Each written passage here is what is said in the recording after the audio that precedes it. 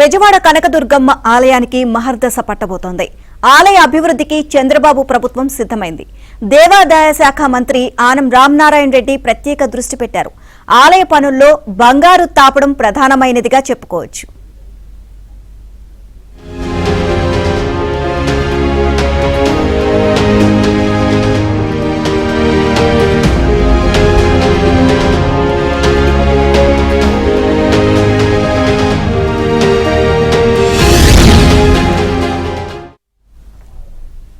ఏపీలో రెండో అతిపెద్ద ఆలయం విజయవాడ కనకదుర్గమ్మ దేవస్థానం. నిత్యం వేలాది మంది భక్తులు సందర్శిస్తున్న చారిత్రాత్మక పుణ్యక్షేత్రం. ఆలయ అభివృద్ధిలో భాగంగా అమ్మవారి గర్భగుడి మొత్తానికి బంగారు తాపడం చేయాలని ఇంద్రకీలాద్రి అధికారులు ప్రతిపాదించారు. ఆలయాన్ని సందర్శించే భక్తులకు సౌకర్యాల కల్పనలో కూటమి ప్రభుత్వం వేగం పెంచింది. కనకదుర్గ ఆలయ అభివృద్ధిపై ఏబిఎన్ ఆంధ్రజ్యోతి స్పాట్లైట్.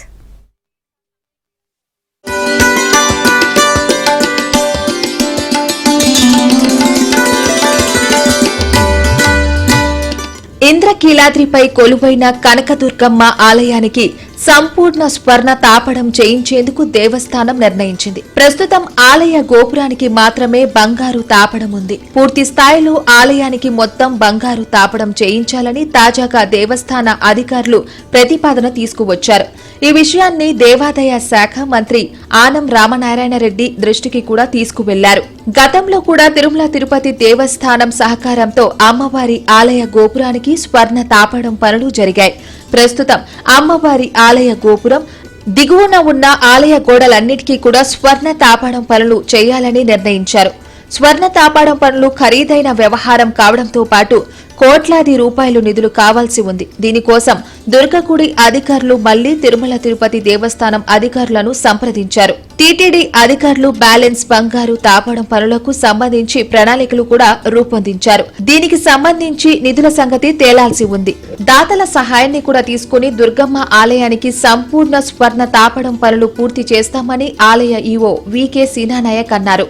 దసరాలోపు అన్నదాన సత్రం కావచ్చు, మనకు లడ్డు పోటు కావచ్చు, క్యూ కాంప్లెక్స్ కావచ్చు, పైన టెంపుల్ కొండ మీద అయితే యాగశాల మరియు పూజా మందిరం అన్నీ కూడా శరవేగంగా జరుగుతున్నాయి. ఇంకా మనకు బంగారు తాపడం ఏదైతే ఉందో అది కూడా మేము టీటీడీ వాళ్ళకు రాయడం జరిగింది.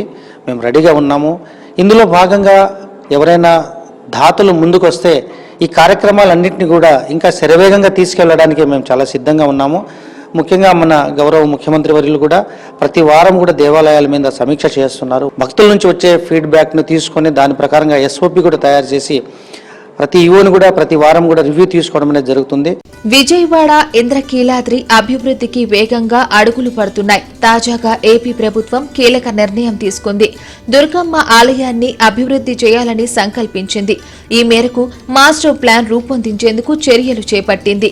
కనకదుర్గ ఆలయాన్ని ఏటా 2 కోట్ల మందికి పైగా భక్తులు సందర్శిస్తున్నారు. గత ప్రభుత్వం రూపొందించిన మాస్టర్ ప్లాన్ కు మరిన్ని అంశాలను జోడించి కూటమి ప్రభుత్వం ఆలయ అభివృద్ధి ప్రక్రియలో వేగం పెంచింది. ఎలివేటెడ్ క్యూ కాంప్లెక్స్, అన్నదాన భవనం, ప్రసాదాల పోటు భవనాల నిర్మాణ పనులు శరవేగంగా జరుగుతున్నాయి. కోట్లాది రూపాయలతో చేపట్టిన ఈ పనులు దసరా నాటికి పూర్తి చేసేందుకు అధికారులు చర్యలు తీసుకుంటున్నారు. ఇప్పటికీ అమ్మవారి డెవలప్మెంట్ జరుగుతుందండి. అది కూడా ఇంకా శరవేగంగా జరిగితే వచ్చే భక్తులందరికీ అసౌకర్యం కలగకుండా బాగుంటుందని చెప్పి భక్తులందరూ ఆశిస్తున్నారు. ఇంకా త్వరగా చేస్తే చాలా బాగుంటుంది. ఇక్కడ కూడా పైన కూడా టీటీడీకి లెటర్ రాశారని మాకు రీసెంట్గా తెలిసింది. అక్కడి నుంచి కూడా అనుకూలంగా వస్తే వచ్చే రాష్ట్రంలో నుంచే కాదు ప్రపంచ స్థాయిలో చాలామంది నలుమూల నుంచి ప్రజలు వస్తున్నారు.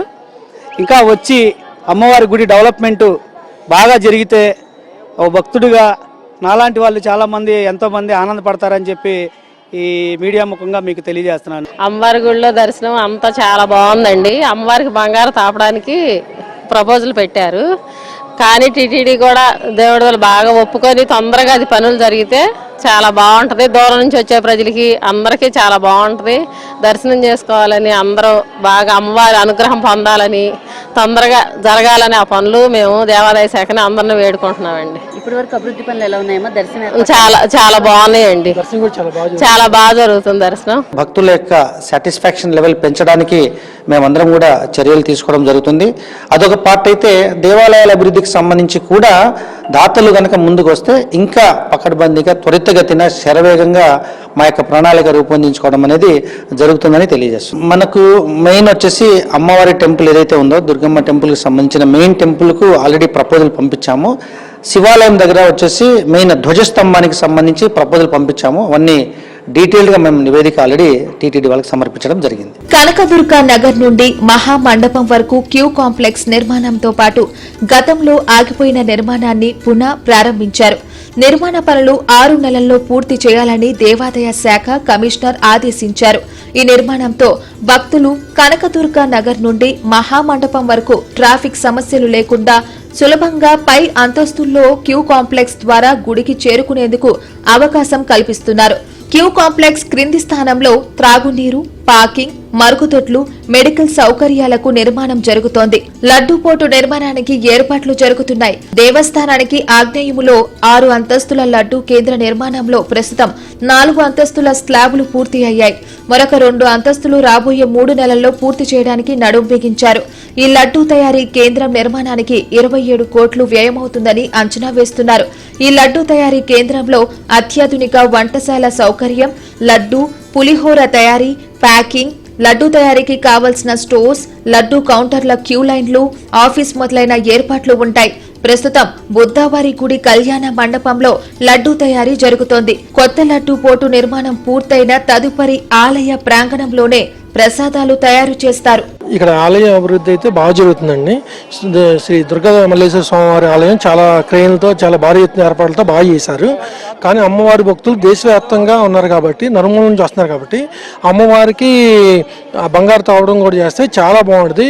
ఇప్పటికి అభివృద్ధి చేస్తున్నారు. ఇంకా బాగా బంగారు తావడం చేస్తే ఇంకా అభివృద్ధి చేసి భక్తులు కూడా చాలా ఆనందపడతారని కోరుకుంటున్నాను. మనకు లడ్డు పోటు దాదాపు 30 కోట్ల వరకు మనకు అంచనా వేసి ఇవ్వడం జరిగింది. తర్వాత క్యూ కాంప్లెక్స్కు 7 కోట్లు, అన్నదాన సత్రానికి సంబంధించి 15 కోట్లు, ఆ విధంగా మరి పూజా మందిరం ఉంది పైన 5 crores. ఈ విధంగా ప్రతి దగ్గర కూడా మనకు వర్క్ అయితే సీరియస్గా శరవేగంగా జరుగుతున్నాయి. బట్ మెయిన్ దాతలు కూడా ఇంకా ముందుకు వస్తే, మంచి మంచి పెద్ద పెద్ద కార్యక్రమాలకు వస్తే మన అమ్మవారి దేవాలయానికి డెవలప్మెంట్ కూడా మేము కార్యాచరణ వేసుకోవడం అనేది జరుగుతుంది. స్టాండర్డ్ ఆపరేషన్ ప్రొసీజర్లో అన్నప్రసాద వితరణ పూర్తి స్థాయిలో క్వాలిటీ ఉండాలి.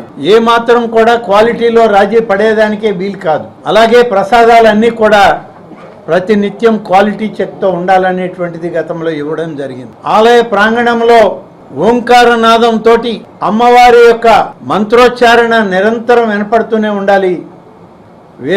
వేరే రకాలైనటువంటి ఏ రకమైన ఇబ్బందులు వచ్చిన భక్తులకి కలగకూడదు అని కూడా వాళ్ళకి చెప్పడం జరిగింది. 2 DPRలు ఇవాళ మా పశ్చిమ ఎమ్మెల్యే సుజనా చౌదరి గారి ఆధ్వర్యంలో 1 DPR, దేవాదాయ శాఖ ఆధ్వర్యంలో 2 DPRలు చూడటం జరిగింది.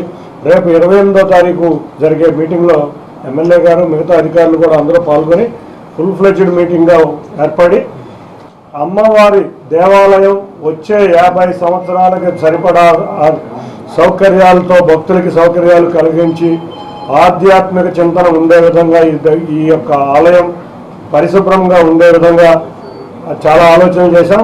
అన్ని డిపార్ట్మెంట్లు, ఇరిగేషన్ డిపార్ట్మెంట్ అవ్వచ్చు, పోలీస్ డిపార్ట్మెంట్ వారు అవ్వచ్చు, విజయవాడ మున్సిపల్ కార్పొరేషన్, అన్ని డిపార్ట్మెంట్ల సమన్వయంతో అమ్మవారి దేవాలయాన్ని అభివృద్ధి చేయడంలో మేమందరం కూడా ప్రజాప్రతినిధుల కింద మా సహకారం ఎప్పుడు ఉంటుంది. కనకదుర్గ నగర్ నుండి మహామండపం వరకు తారు రోడ్డు నిర్మాణం పెండింగ్ లో ఉంచారు. గతంలో వేసిన రోడ్డు పూర్తిగా పాడై గుంతలు పడి భక్తులు నడిచేందుకు అసౌకర్యంగా ఉంది. తారు రోడ్డు కోసం 50 లక్షల రూపాయలు కేటాయిస్తున్నారు. ప్రస్తుతం టెండర్ల ప్రక్రియ జరుగుతోంది. పని పూర్తి చేసేందుకు 2 నెలల సమయం పడుతోంది.